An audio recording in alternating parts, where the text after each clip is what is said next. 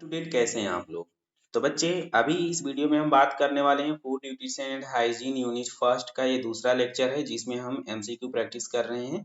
तो आप बच्चे क्या काम करिएगा, देखिएगा कि आपके क्वेश्चन कितने सही होते हैं। ठीक है, पूरा रिवीजन करके जाना है बच्चे, बहुत अच्छे मार्क्स आएंगे और इसी बहाने आपका गवर्नमेंट एग्जाम का भी प्रिपरेशन हो जाएगा। ठीक है, चलिए हम पहला क्वेश्चन देखते हैं बेटा क्या पूछा हुआ है। तो यूनिट फर्स्ट का है ये क्वेश्चन। ठीक है, एक वीडियो आ चुका है, चलिए देखते हैं। पहला क्वेश्चन पूछा है निम्नलिखित में से कौन सा पोषक तत्वों का एक आवश्यक कार्य है। यानी बच्चे कहने का अर्थ ये है कि जब हम पोषक तत्व लेते हैं शरीर में तो उनका मेन काम क्या होता है। ठीक है, तो इसमें देखिए ऑप्शन 4 दिया हुआ है। वजन बढ़ने से रोकना, शरीर की कार्य प्रणाली और वृद्धि में सहायक करना, भोजन की लालसा बढ़ाना या फिर मेटाबॉलिज्म को कम करना। तो भाई सिंपल सी बात है, आप सबको पता है कि इसमें आपका बी हो जाएगा सही। ठीक है, बी सही हो जाएगा। इंग्लिश में भी है, आगे हम आपको एक पीडीएफ दे देंगे तो वहां से आप देख लीजिएगा जिन बच्चों को इंग्लिश समझना है। तो यहाँ पे देख लीजिए, अभी आप स्क्रीनशॉट लेके देख लीजिए, आप हिंदी में ही आंसर दे सकते हैं कि which of the following is an essential function of the nutrients. तो इसमें हो जाएगा supporting body function and growth. Hindi में बच्चा इसे दिखाते हैं कि ज्यादा बच्चे हिंदी समझ पाते हैं ना। चलिए अगला क्वेश्चन है बच्चा, निम्नलिखित में से कौन सा एक इनऑर्गेनिक पोषक तत्व है। देखिए ऐसे भी क्वेश्चन पूछे जाते हैं बच्चे कि ऑर्गेनिक और इनऑर्गेनिक पोषक तत्व कौन से होते हैं। ठीक है, तो देखिए भाई मैंने आपको बताया है, जब हम न्यूट्रिएंट्स पढ़ा रहे थे तो बताए थे कि कौन से इनऑर्गेनिक और ऑर्गेनिक पोषक तत्व होते हैं। तो देखिए जितने भी ऑर्गेनिक पोषक तत्व होंगे यानी कार्बनिक पोषक तत्व होंगे बेटा, उसमें कार्बन प्रेजेंट रहेगा, कार्बन और हाइड्रोजन। और जिनमें जो है कि बच्चा जो इनऑर्गेनिक जो हमारे पोषक तत्व होंगे उनमें जो है कार्बन प्रेजेंट नहीं होगा। ठीक है, तो इसमें से कौन सा कार्बन है, सॉरी इनऑर्गेनिक प्रोडक्ट है, तो आयरन। आयरन जो है बच्चा आपका मिनरल्स के तहत आता है और एक पोषक तत्व एक तरीके से है। और बच्चा ये इनऑर्गेनिक है। ठीक है, लेकिन आप प्रोटीन, विटामिन, कार्बोहाइड्रेट, फैट, ये सब जो आप बात करेंगे ना, ये सब जो है कि कार्बनिक होते हैं। ठीक है, या ऑर्गेनिक होते हैं, ऑर्गेनिक। ठीक है, तीसरा क्वेश्चन है बच्चा पूछा हुआ है कि इनमें से कार्बोहाइड्रेट का काम नहीं है। यानी एक और इतने सारे काम दिए हुए हैं, इनमें से कौन सा जो है कार्बोहाइड्रेट का काम नहीं है। तो भाई आप देख ही रहे हैं, ऊर्जा प्रदान करना, पाचन में सहायता करना, शरीर का तापमान नियंत्रित करना, मस्तिष्क कार्य में सहायता करना। तो कार्बोहाइड्रेट का मेन काम है बच्चा सी, यानी कि बॉडी टेम्परेचर को कंट्रोल करना इसका काम नहीं है। यानी कि बॉडी टेम्परेचर कंट्रोल बेटा वाटर करता है। बात समझ में आई कि नहीं। तो ये बाकी काम करता है कार्बोहाइड्रेट, मेन काम तो ऊर्जा प्रदान करता है, दूसरा डाइजेस्टिंग में भी हेल्प करता है, तीसरा हमारे माइंड के काम को एनर्जी सपोर्ट करता है। ठीक है, चौथा क्वेश्चन है बच्चा, निम्नलिखित में से कौन सा पोषक तत्व शरीर की प्राथमिक ऊर्जा का स्रोत है। ये भी बड़ा सिंपल है, यहाँ से इसीलिए मैं बहुत कम क्वेश्चन बनाऊंगा क्योंकि इसमें से बहुत सिंपल क्वेश्चन पूछे जाते हैं। तो बेटा कार्बोहाइड्रेट हो जाएगा आपका सही। ठीक है, जो प्राथमिक ऊर्जा स्रोत है। कई बार इसमें से क्वेश्चन बेटा रिवाइज कराता है। ठीक है, तो आहार में फाइबर की भूमिका क्या है।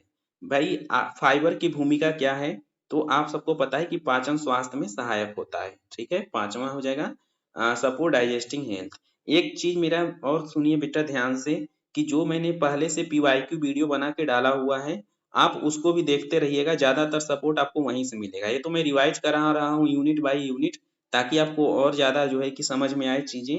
लेकिन वो जो मैंने पहले से वीडियो बना के भेजा हूँ ना, उसको आप जरूर देख के जाइएगा। ठीक है, चलिए अब आगे बात करते हैं बच्चे। अगला क्वेश्चन है कि कौन से पोषक तत्व शरीर द्वारा उत्पन्न नहीं किए जा सकते और आहार से प्राप्त करने पड़ते हैं।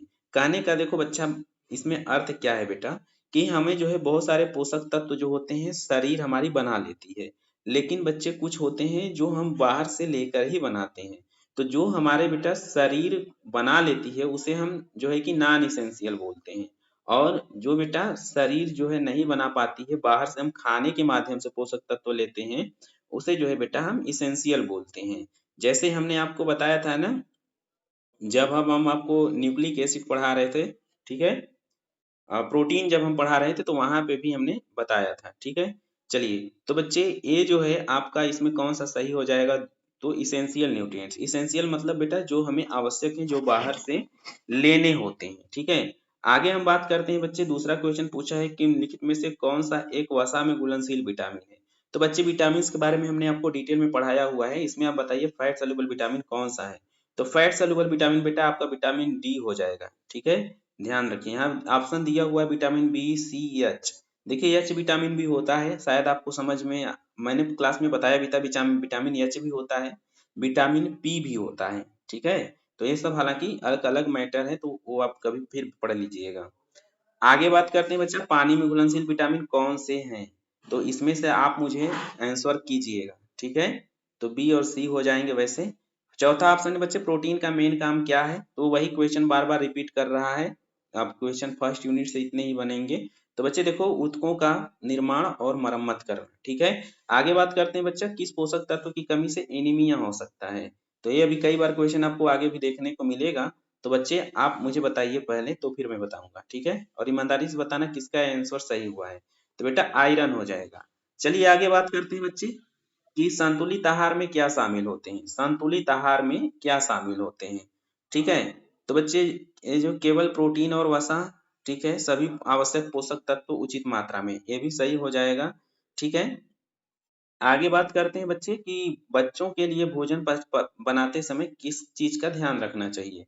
तो पहली चीज इसमें दिया हुआ है कि उच्च कैलोरी जंक फूड्स, विकास और वृद्धि के लिए आवश्यक पोषण, मसालेदार और प्रोसेस फूड, कम कैलोरी वाला आहार। तो आपका हो जाएगा दूसरे का बी बेटा। दूसरे का क्या हो जाएगा आपका? बी हो जाएगा, ठीक है। Nutrients need for growth and development, ठीक। आगे बात करते हैं बच्चे, जो लोग डायबिटीज से ग्रसित होते हैं उनके लिए भोजन क्यों महत्वपूर्ण है, ठीक है। तो भाई किस तरीके का भोजन कहीं ना कहीं उनको देना चाहिए जो उनको डायबिटीज हो गया है, ठीक है। तो सब्जी का सेवन कम करने के लिए, जो है कि रक्त शर्करा को नियंत्रित करने के लिए, चीनी का सेवन बढ़ाने के लिए, वजन बढ़ाने के लिए। अच्छा देखो, फिर से क्वेश्चन एक बार पढ़ लीजिए, कि डायबिटीज से ग्रसित व्यक्तियों के लिए भोजन योजना क्यों महत्वपूर्ण है? अच्छा, मील प्लानिंग डायबिटीज के पेशेंट के लिए क्यों जो है कि जरूरी है, ये खास तौर पे क्वेश्चन में ये पूछा है। तो बच्चे देखिए, आप सबको पता है कि जो ब्लड शुगर होता है उसको कंट्रोल करने के लिए हमें मील प्लानिंग करनी होती है। आगे बात करते हैं बेटा, भोजन योजना का मुख्य काम क्या है? यानी कि अगर आप फूड प्लानिंग करते हैं, यानी कि बेटा मील प्लानिंग करते हैं, तो इसमें जो है कि आप देखेंगे कि समय और धन की बचत होती है, ठीक है। चलिए आगे बात करते हैं बच्चा, हमारा जो है कि अगला क्वेश्चन है पांचवा, कि स्वस्थ भोजन होना चाहिए, ठीक है। योजना में क्या शामिल होना चाहिए? तो बच्चे इसमें आप देख रहे हैं कई तरीके के जो है कि इसमें ऑप्शन दिए ही हुए हैं, ठीक है। केवल वसा युक्त भोजन, प्रोसेस्ड स्नैक्स, विभिन्न खाद्य समूहों का संतुलित योजना, मीठे पेयजल, ठीक है। तो भाई देखो, स्वस्थ भोजन योजना यानी कि हेल्दी मील प्लानिंग में क्या शामिल होनी चाहिए? तो आप इसमें सी सही लगाएंगे, विभिन्न खाद्य समूहों का संतुलित संयोजन, यानी कि बहुत सारे जो डाइवर्स फूड होते हैं बेटा, उनको बैलेंस तरीके से हमें इंक्लूड करना चाहिए, ठीक है। आगे बात करते हैं बच्चे, कि निम्नलिखित में से कौन सा खाद्य समूह सबसे अधिक प्रोटीन प्रदान करता है? तो इसमें से आप देख सकते हैं, जैसे फल हो गया, डेयरी मांस हो गया, अनाज हो गया, वसा हो गया और तेल हो गया। आपको बताना है बच्चे कि इसमें से सबसे ज्यादा कौन जो है कि आपको प्रोटीन देता है, ठीक है। तो बच्चे आपका डेयरी और मांस उत्पाद, दूध और मांस, यानी एनिमल बेस्ड जो बेटा प्रोडक्ट होते हैं, वो प्रोटीन के अच्छे सोर्स माने जाते हैं, ठीक है। आगे बात करते हैं बच्चा, निम्नलिखित में से कौन सा जो है कि हेल्दी फैट का एक अच्छा स्रोत है? तो हेल्दी फैट बच्चे कौन सा होता है, ये आपको बताना है, ठीक है। तो बच्चे मक्खन हो गया, तला हुआ चिकन हो गया, एवोकाडो और नट्स। एवोकाडो एक फल होता है, नट्स भी एक फल होता है, सफेद ब्रेड, ये सब जो है कि कहीं ना कहीं बहुत तरीके के इसमें भोजन दिए हुए हैं। पूछा है कि हेल्दी फैट कौन सा है, ठीक है। तो बच्चे आप देखेंगे कि जो एवोकाडो होता है, आप इंटरनेट पे सर्च करिएगा, बहुत ही फेमस ये फ्रूट है। प्रोटीन सॉरी फैट के लिए, अच्छे फैट के लिए काफी ज्यादा ये जाना जाता है, ठीक है। और भी इसमें बहुत सारे न्यूट्रिएंट्स मिलते हैं, ठीक है। चलिए आगे बात करते हैं बच्चे, किस खाद्य समूह में सबसे अधिक आहार फाइबर होते हैं? देखिए इनमें कई सारे खाद्य पदार्थ यानी फूड प्रोडक्ट दिए हुए हैं। आपको बताना है इसमें फाइबर किसमें सबसे ज्यादा पाया जाता है। मांस और डेयरी वाले में, फल सब्जियां और साबुत अनाज में, मिठाइयां और प्रोसेस फूड में, तेल और वसा में। तो बच्चे मुझे उम्मीद है कि आपने इतना अच्छे से पढ़ा है कि आंसर इसका आप दे चुके होंगे। तो तीसरा का हो जाएगा बी बेटा, फल सब्जियां और साबुत अनाज, ठीक है। आगे बात कर लेते हैं बेटा, हमारा अगला क्वेश्चन है कि हरी पत्तेदार सब्जियां किन खनिजों का अच्छा सोर्स है? यानी बच्चे अगर आप हरी पत्तेदार सब्जियां सब खाएंगे, तो आपको कौन सा मिनरल्स इसमें से सबसे अच्छे से मिलेगा? तो बच्चे आप सबको पता है कैल्शियम, सोडियम, आयरन, फास्फोरस ना। तो कैल्शियम बच्चा, कैल्शियम जो है हरी पत्तेदार सब्जियों से आपको अच्छे अमाउंट में मिलता है। तो कैल्शियम एक ऐसा मिनरल्स है, तो आपको बच्चा आपका ये सही हो जाएगा। अगला क्वेश्चन है बच्चा, निम्नलिखित में से कौन सा भोजन ओमेगा 3 फैटी एसिड का अच्छा सोर्स माना जाता है।